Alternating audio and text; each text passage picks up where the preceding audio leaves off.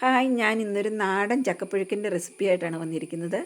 അതിലേക്ക് ഞാനൊരു കുട്ടി ചക്ക ക്ലീൻ ചെയ്ത് അരിഞ്ഞ് കുക്കറിലാക്കിയിട്ടുണ്ട്. ഇനി ഇതിന് വേണ്ടുന്ന അരപ്പ് നമുക്ക് തയ്യാറാക്കണം. അതിലേക്കായി തേങ്ങ, പച്ചമുളകാണ് വേണ്ടത്. ഞാൻ പക്ഷേ ഉപയോഗിച്ച് കാന്താരിയാണ്. ജീരകം, വെളുത്തുള്ളി, ചുമന്നുള്ളി, മഞ്ഞൾപ്പൊടി ഇത്രയും നമ്മുടെ മിക്സിയുടെ ജാറിലിട്ട് നല്ലപോലെ അരച്ച് ചക്കയുടെ മീതെ ഇടുക.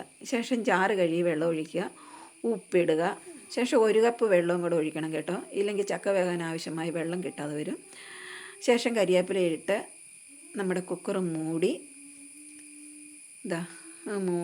കുക്കർ മൂടി ഗ്യാസ് കത്തിച്ച് ഗ്യാസിൽ വെക്കുക. ഹൈ ഫ്ലെയിമിൽ വെക്കണേ, സിമ്മിൽ വെച്ച് നമ്മുടെ ചക്ക വാടിപ്പോവും. ശേഷം 2 വിസിലിന് ശേഷം കുക്കർ തുറന്ന് ഇങ്ങനെ ഇളക്കി ഇങ്ങനെ കുഴച്ചെടുത്ത് കഴിയുമ്പോൾ ചക്കപ്പുഴുക്കായി. നമ്മുടെ ചക്കപ്പുഴുക്ക് റെഡിയായി. ഇതങ്ങനെ ഇരിക്കും. ശേഷം നമുക്കൊരു കറി ഉണ്ടാക്കണം. ബീഫ് കറി ആണെങ്കിൽ നല്ലതാണ് കേട്ടോ.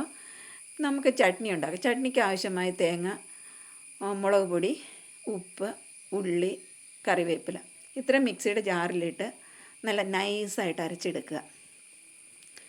ഇങ്ങനെ ഇരിക്കും. ശേഷം നമ്മുടെ ഗ്യാസ് കത്തിച്ച് പാൻ വെച്ച് ഒരു 1.5 സ്പൂണോളം എണ്ണ, അത് നിങ്ങൾ യൂസ് ചെയ്യുന്ന എന്താണോ അതിട്ട് ചൂടായി കടുകിട്ട് നമ്മുടെ ചുമന്നുള്ളി വട്ടം അരിഞ്ഞതും പത്തൽമുളകും കൂടി ഇട്ട് കടുക് പൊട്ടി വരുന്നു ഇട്ട് ബ്രൗൺ കളറാകുന്നോടം വരെ ഇളക്കിയെടുക്കുക. എൻ്റെ അമ്മച്ചി ഉണ്ടായിരുന്ന കാലത്ത് ഉള്ളതാണ് കേട്ടോ. അമ്മച്ചി ചക്കപ്പുഴുക്ക് ഉണ്ടാക്കുമ്പോൾ ബീഫൊന്നും ഇല്ലെങ്കിൽ ഇങ്ങനെ ഒരു ചട്നിയാണ് ഉണ്ടാക്കി ഞങ്ങൾക്ക് തന്നിരുന്നത്. നല്ല ടേസ്റ്റായിരുന്നു കേട്ടോ അന്നത്തെ ചക്കപ്പുഴുക്കിനും ചട്നിക്കൊക്കെ. ഇങ്ങനെ ബ്രൗൺ കളറാകുന്നോടം വരെ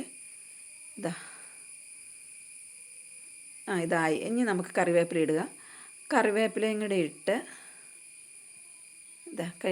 കറിവേപ്പില ഒരു ഫ്രൈ ആകുന്ന വരെ ഒന്നും കൂടെ ഇളക്കി.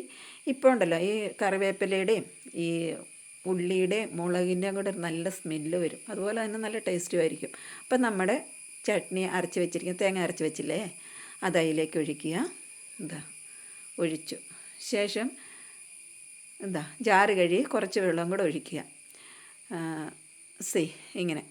അപ്പോൾ നമുക്കിങ്ങനെ നമുക്ക് ചട്നി കൊഴുത്തായിരിക്കണ്ടെങ്കിൽ കുറച്ച് വെള്ളം ഒഴിക്കുക. കൂടുതൽ കൊഴുപ്പില്ലെങ്കിൽ കൂടുതൽ വെള്ളം ഒഴിക്കുക. പക്ഷേ കൊഴുത്തിരിക്കുന്നതായിരിക്കും ടേസ്റ്റ്.